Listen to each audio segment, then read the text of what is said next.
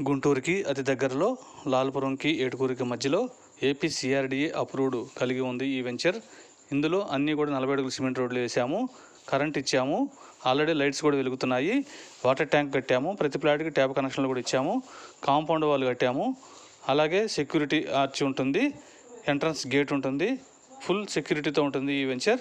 ఇందులో ఇంటి స్థలాలు కొనదలిసిన వారు కాల్ చేయండి. కోటిపల్లి శ్రీను 9966184664.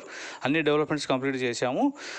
ఏపీసీఆర్డీ అప్రూవ్డ్ అయిపోయింది, ఫైనల్ ఎల్పీ వచ్చేసింది, ఫైనల్ లీగల్ ఒపీనియన్ కూడా వచ్చేసింది.